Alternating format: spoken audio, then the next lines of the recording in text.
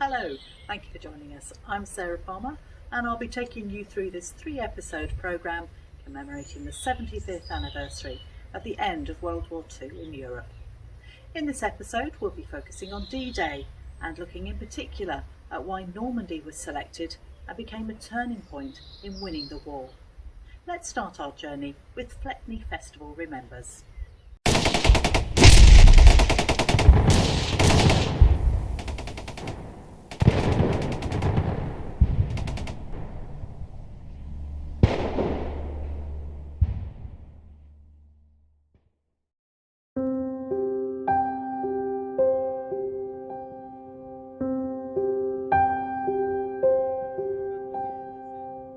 Do not call me hero, each night I stop and pray. For all the friends I knew and lost, I survived my longest day. We shall fight on the beaches, we shall fight on the landing grounds, we shall fight in the fields and in the streets, we shall fight in the hills, we shall never surrender. My name is Harry Billings.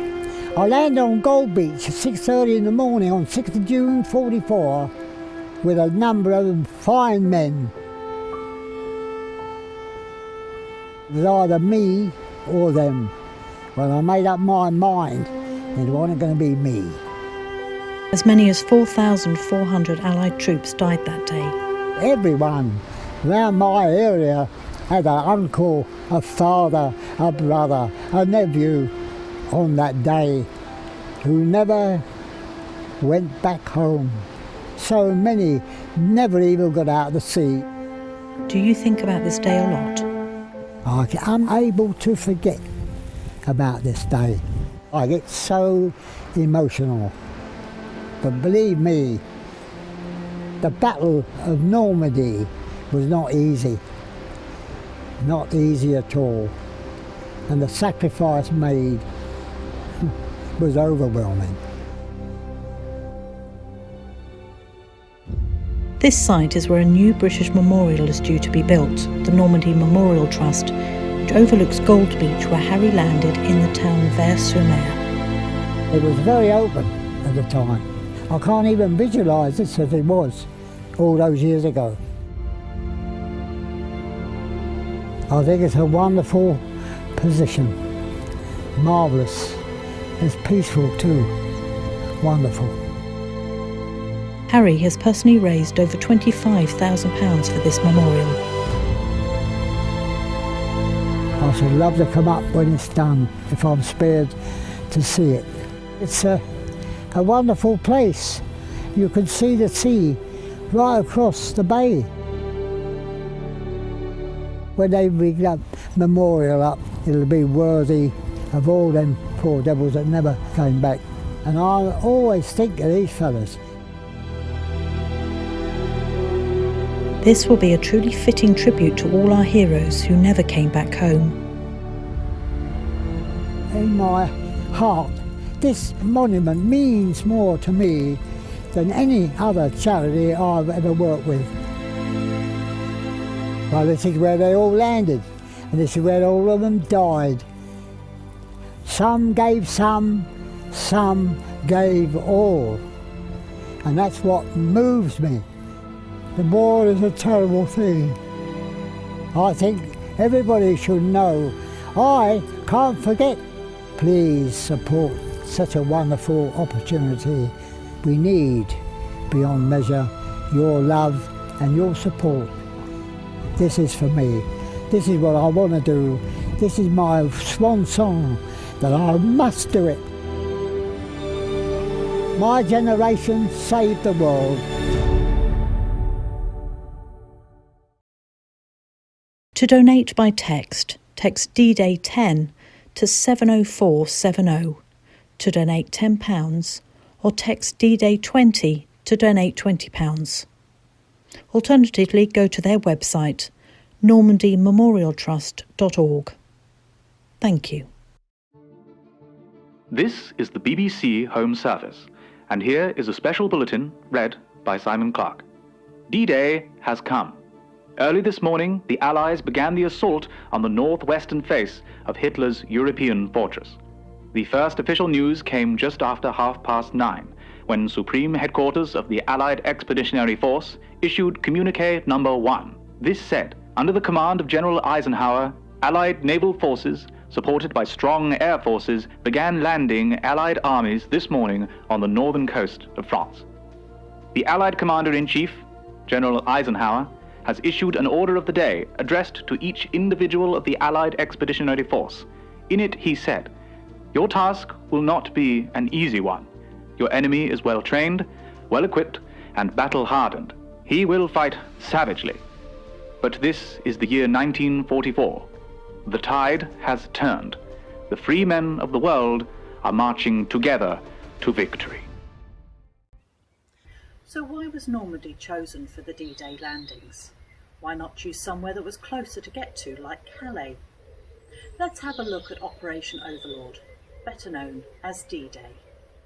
2 years prior to D-Day, on the 19th of August 1942, Allied Canadian forces attempted to land here in Dieppe, some 135 kilometres away from the beaches of Normandy, and suffered a humiliating defeat. The Allies, expecting the element of surprise to be enough to win the battle, made critical strategic mistakes: lack of communication, inadequate surveying of the beach's gradient and geology, poor planning of routes inland, along with little knowledge of German fortifications, led to a complete disaster. Of the 4,963 men that landed on the beaches of Dieppe, 916 Canadian soldiers were killed, and around 2,450 were wounded, with many of those also being taken as prisoners of war. The lack of communication between the commanders and the men on the beach led to additional landing craft being sent in when there was no space to land. The 29 tanks that did manage to land were barely able to move in the loose shingle beaches, often digging trenches with their tracks and becoming stuck. Only 15 of these tanks made it into the town, where their guns were too weak to take on the strong German fortifications. With little to no air support or naval artillery, they were doomed to failure. However, one of the key lessons from the failed raid of Dieppe was that it would not be possible to take a working port in full working order, which would lay the groundwork for D-Day. With the Allies controlling the seas, this gave them immense power in deciding where to begin to attack. D-Day's goal was to create a new Western Front to ease pressure on the Soviets fighting a bitter war on the Eastern Front, and spread the Axis powers even thinner as the Allies pushed up from the south in Italy. To do this, the Allies needed to open a new Atlantic front. Coastlines stretching from Norway to the south of France were considered, and juggling the myriad of factors into choosing a location was never going to be an easy task. In an ideal world, the Allies would have chosen beaches closest to Great Britain, like those of Calais or Dunkirk. This would satisfy some of the primary requirements for the invasion, like a short sea crossing would ease the shipment of supplies and personnel across the English Channel. They were within range of even the shortest range of Allied fighters, like the Spitfire, a vital requirement, even though the Luftwaffe was well defeated by D-Day. Air support would play a pivotal role in D-Day operations, from landing paratroopers, attacking coastal fortifications, disrupting reinforcements, patrolling shipping lines, towing gliders, and distributing supplies. The range of Allied fighters was a major logistical concern, and while Calais and Dunkirk were the best locations in terms of distance, the Germans were all too aware of this and had erected strong fortifications, focusing the brunt of the forces in these areas. These areas were avoided for this reason, but the defences stretched far beyond just Calais. A vast line of defences had been hurriedly built, stretching from the Spanish border all the way to the north of Norway. Bunkers and trenches were built up and down the coast. However, most were far from complete, so timing was of the essence to get the invasion underway. The greatest concentrations of these fortifications were found near vital ports like Cherbourg, Antwerp and Brest, because this was the next requirement to ensure success. Any invasion would be short-lived without a steady supply of equipment and men. The Allies had early contingency plans which involved massive temporary harbours erected directly onto the chosen beaches. However, this would not completely satisfy all the needs required. Cherbourg was identified as a key port of interest, primarily because of its location on the Cotentin Peninsula, a peninsula which could be cut off from reinforcements and captured early. Here, Normandy was the clear choice, being both within fighter range and near to Cherbourg. Normandy was quickly becoming the prime contender for Operation Overlord, but Normandy still could have been dropped for alternatives at this point. Normandy needed to have suitable geology and terrain, and to determine this was going to require an immense information gathering effort. This sometimes was as simple as requesting holiday photos and postcards from pre-war trips from citizens. But this information clearly was not enough to plan an invasion, and 2 years before D-Day, a massive aerial reconnaissance campaign began to survey the Atlantic coast, probing for weak points and gathering strategic information. The RAF 140 Squadron were tasked with high-flying photo reconnaissance missions, equipped with modified Spitfires with F-52 cameras fitted just below and behind the wings. They were to photograph all coastal defences from Calais to Cherbourg, photographing potential locations for temporary airfield and transportation links in France, identifying German fortifications, and assessing the gradients of each potential beach on that stretch of coast. The Allies were determined not to make the same mistakes as Dieppe, and this would require the beach's geology to be assessed to ensure their tanks and equipment could be transported inland for the first wave of attacks. This was not going to be an easy task. Avoiding German anti-aircraft fire and fighters was one challenge. Getting the incredibly specific conditions needed to determine the gradient of the beaches was another. In order to determine the gradient of the beaches, several photos had to be taken.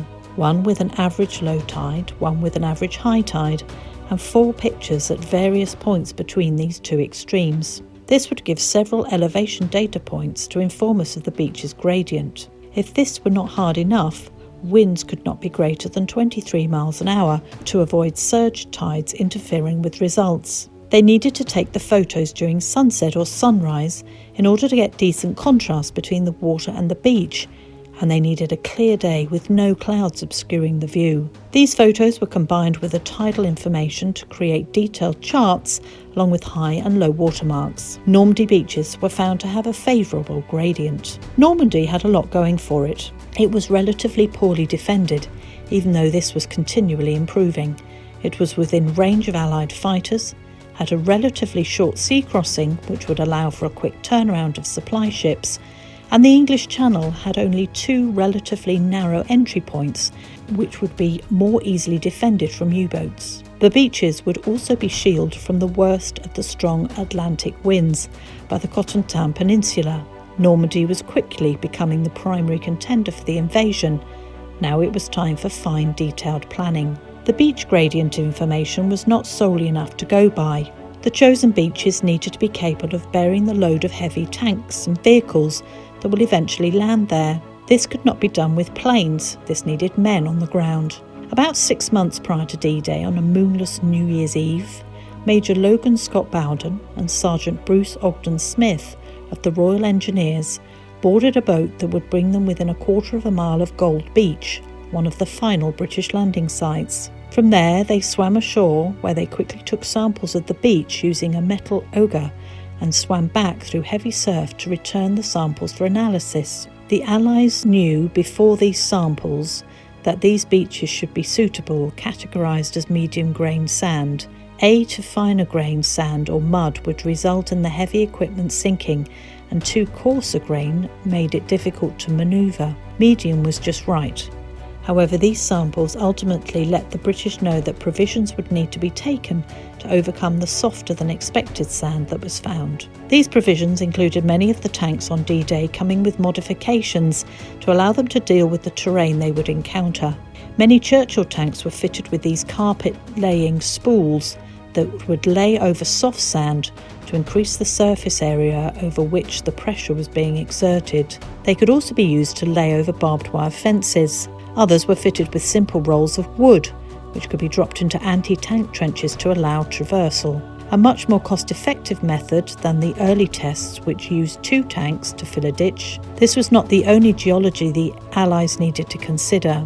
Suitable locations for temporary runways needed to be identified. This would require long stretches of flat, firm ground with excellent drainage very close to the original landing sites. The Calvados Plateau, located here, consisted of limestone covered in sand deposited by the last ice age. This made this particular part of Normandy the ideal spot for these temporary runways. So this is why the Normandy beaches were selected for D-Day and Operation Overlord. Location, distance, defences, gradient of beaches and the port of Cherbourg. However, taking this area did not come easy, with more than 150,000 Allied troops landing on the beaches on D-Day, with approximately 4,400 of them killed. All this in just one day. Operation Overlord lasted until the end of August 1944, when the Allied forces had a strong hold over Normandy. Over the course of these few months, over 425,000 Allied and German troops were killed, wounded, or went missing in action. I hope you found that as interesting as I did. I'm going to leave you now to be serenaded by the wonderfully talented Betsy Harmony. You'll be able to see Betsy in our wartime military area at the Fleckney Festival this September. Until we meet again, bye-bye.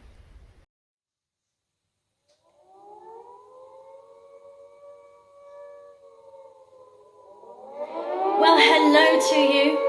It's Betsy Harmony here, and we will be singing all songs to do with World War II. Let's have a great time. This is the Andrews Sisters.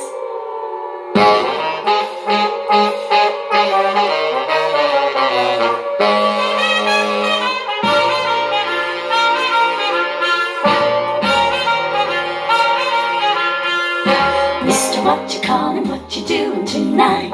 Hope you're in the mood because I'm feeling just right. How's about a corner with the table for two, where the music's mellow and some gay rendezvous? There's some chance romancing with the blue and the choo-choo. Got to do some dancing to get in the mood. Sister, what you calling? That's a timely idea. Something swinging dinner would be good to my ear. Everybody must agree that dancing has charms when you have a certain one you love in your arms. Stepping up, you will be a sweet interlude. Build a rubber and it would be in the mood. In the mood. That's it, I got it. In the mood. You will spot it. In the mood. I wanna hide it. Be alive and get the job. You got to learn how. Hep, hep, hep. Hep like a heifer. Pep, pep, pep. Hot as a pepper. Step, step, step. Step like a stepper. We're hugging, we're in the mood now.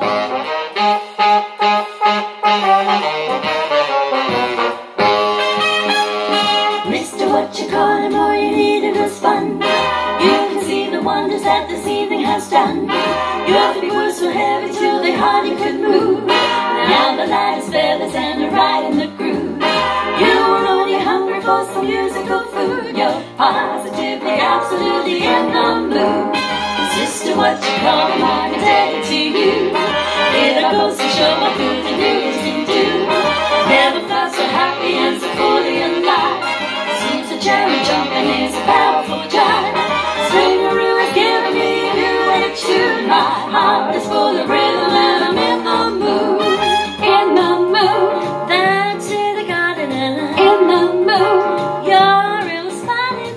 In the mood. Be alive and get the job, you got to learn how. Hep, hep, hep. Hep like a heifer. Hep, hep, hep. Hard as a pepper. Step, step, step. Step like a stepper. We're mugging.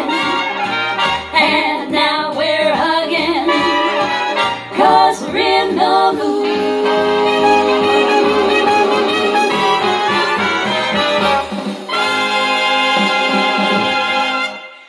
And there you have it, a bit of in the mood, to get you in the mood for a bit of a sing-along. We've got, what's this, 1, 2, 3, 4, 5, 6 songs coming your way. We'll start with Hey Little Hen, go to Run Rabbit Run, and we'll finish with Bless 'Em All. Here we go.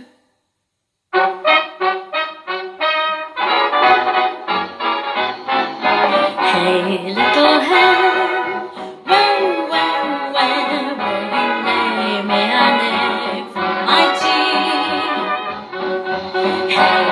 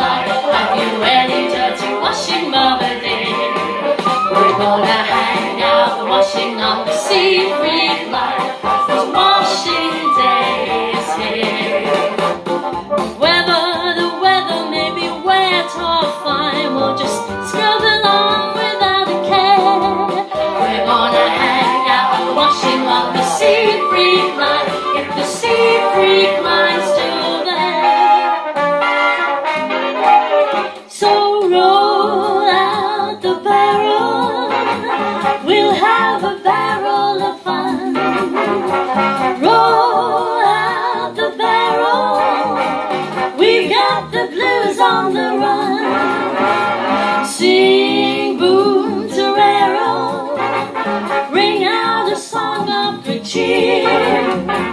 Now's the time to roll the barrel, for the gang's all here. La, la, la, la, la, la, la, la. Bless them all, bless them all, the long and the short and the tall. Bless all the sergeants and WO1s, bless all the corporals and their blinking sons, 'cause they're saying goodbye to them all, as back to their billets they crawl. You'll get no promotion this side of the ocean to cheer up my lads, bless them all.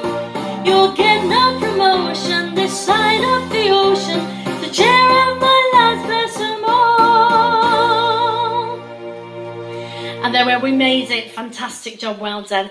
Now this is a beautiful, beautiful song sung by many, many wonderful female singers and male too over the wartime period.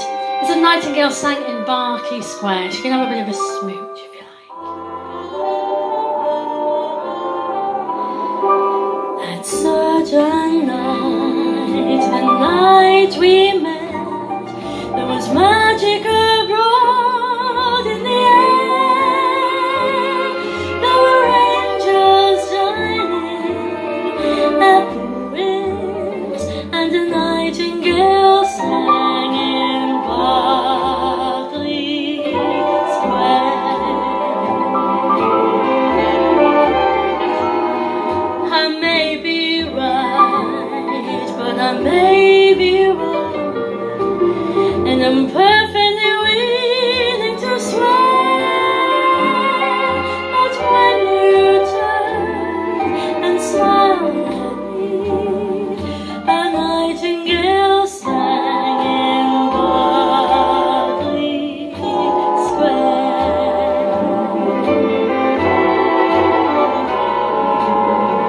A moon that lingered over London town, poor puzzled moon, he wore a frown. How could he know we two were so in love? The whole darn world seemed upside down. The streets of town were paved with stars. It was such a romantic affair. And as we kissed and said goodnight, a nightingale sang in Berkeley Square.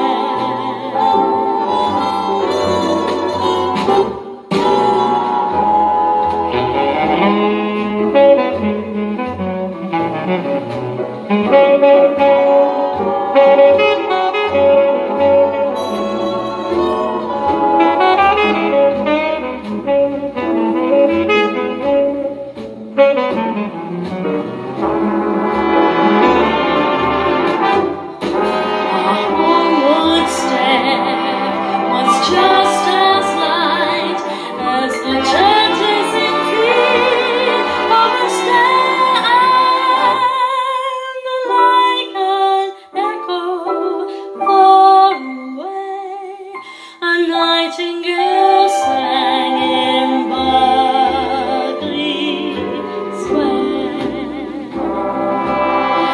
I know 'cause I was there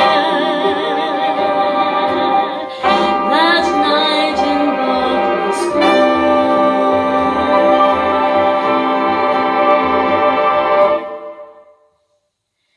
Beautiful, beautiful song.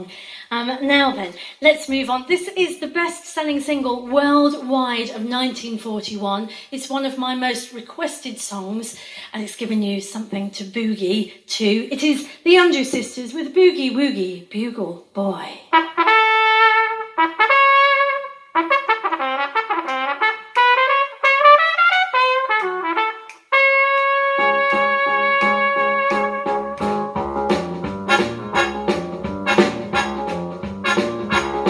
He was a famous trumpet man from out Chicago way. had a boogie style that no one else could play. He was a top man at his craft. But then his number came up and he was gone with the draft. He's in the army now, blowing reveille. He's a boogie woogie bugle boy at Company B. He made him blow a bugle for his Uncle Sam. He really brought him down because he couldn't jam. He had to seem to understand.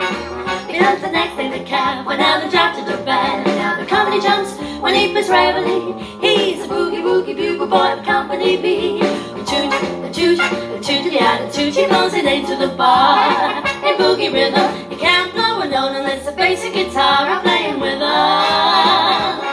He makes a comedy jump when he plays reveille. He's a boogie woogie bugle boy at Company B.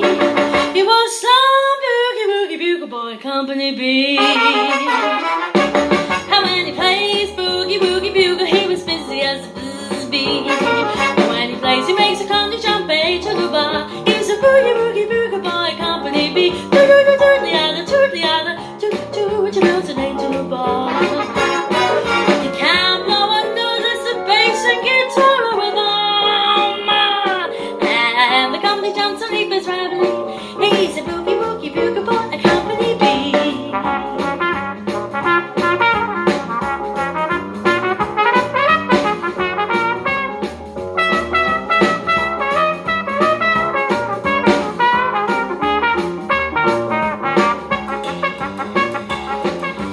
Puts the boys to sleep with boogie every night and wakes them up the same way in the early bright. They clap their hands and stamp their feet because they know how he plays when someone gives him a beat. He really breaks it up when he plays reveille. He's a boogie woogie bugle boy at Company B.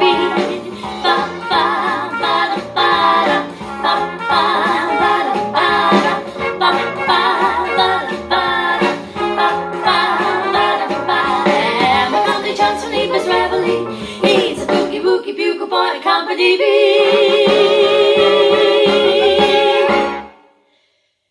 Oh, fabulous song. Now then, we are going to another bit of a sing-along for you. We're going to do 3 songs. We're going to start with Daisy Daisy, you'll know that one. Then Lambeth Walk, and then a bit of Knees at Mother Brown. We'll do Knees at Mother Brown twice, just to make sure that you get warmed up, and then the second time you can really get your knees up. Yeah, don't follow me. Here it comes then. Here we are. All together then. Oh, Daisy, Daisy, give me your answer, do. I'm half crazy, oh, for the love of you. It won't be a stylish marriage. I can't afford a carriage. But you look sweet upon the seat of a bicycle made for 2. Lambeth Walk now, don't forget your boys. Anytime you're Lambeth way, any evening, any day, you'll find us all doing the Lambeth Walk. Hey, every little Lambeth pal with a little Lambeth gal, you'll find them all doing the Lambeth Walk. Why, everything's sweet and easy. Do as you do, well pleasy. Why don't you make your way there? Go there, stay there. Once you get down Lambeth way, any evening, any day, you'll find yourself doing the Lambeth Walk. Why? Oh, but the Knees at Mother Brown then. Let's have a practice round, shall we? And knees at Mother Brown, knees at Mother Brown. Under the table you must go, E-I-E-I-E-I-O. If I catch you bending, I'll saw your legs right off. Knees up, don't get a breeze up. Knees at Mother Brown.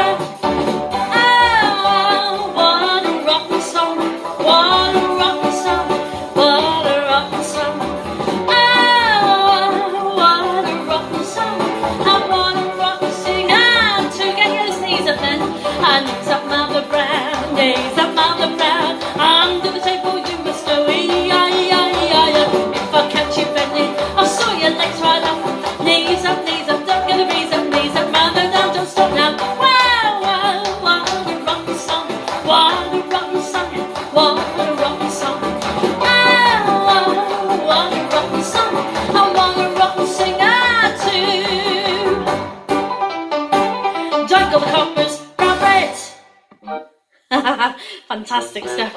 Now then, got one more sing along to do before we do the White Cliffs of Dover, and we'll meet again.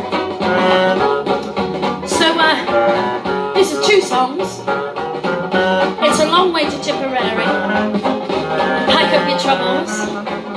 We'll sing Tipperary first, then we'll sing Pack Up Your Troubles in your old kit bag. And the third time through, you take your pick. You can sing Tipperary or Pack Up Your Troubles, it's up to you. I normally sing a mixture of both, so probably not best to follow me. Do what you feel, do what you feel. It's a long way to Tipperary. It's a long way to go. It's a long way to Tipperary, to the sweetest girl I know. Goodbye, Piccadilly. Farewell, Leicester Square.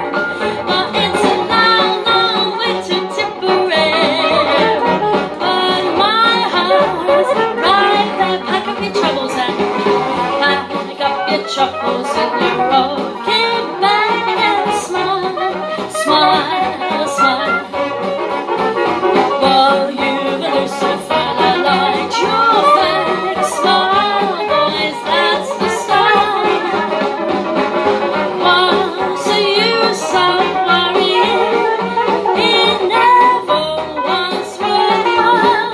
So come troubles in your rocking bag and smile, smile, smile. Pack up or Tipperary, up to you.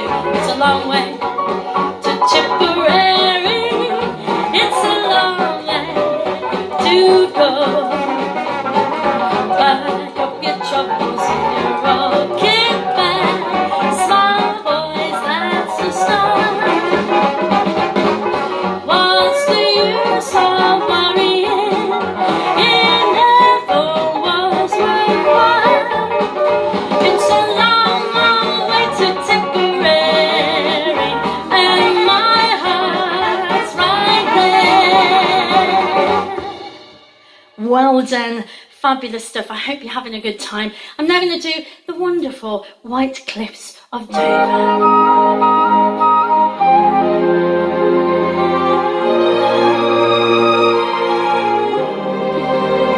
There'll be bluebirds over the white cliffs of Dover tomorrow. Just you wait and see. There'll be love and laughter, peace and laughter tomorrow when the world is free. The shepherd will tend his sheep, the valley will bloom again. Jimmy will go to sleep in his own little room again. There'll be bluebirds over the white cliffs of Dover tomorrow. Just you wait and see. The shepherd will tend his sheep, the valley will bloom again. Jimmy will go to sleep in his own little room again. There'll be bluebirds over the white cliffs of Dover tomorrow. Just you wait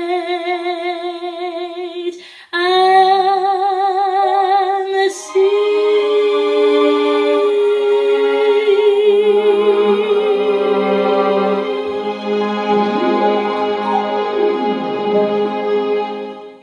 And now we will end with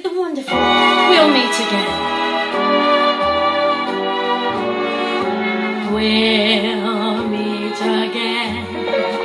Don't know where, don't know when, but I know we'll meet again some sunny day.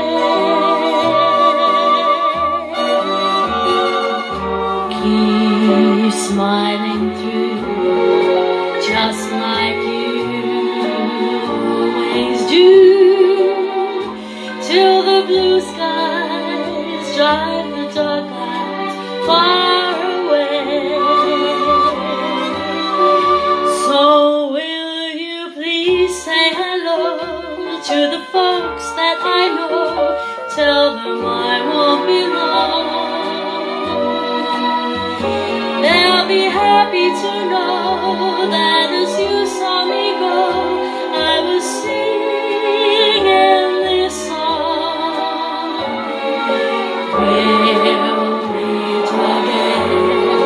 Don't know where, don't know when, but I know we'll meet again some sunny day.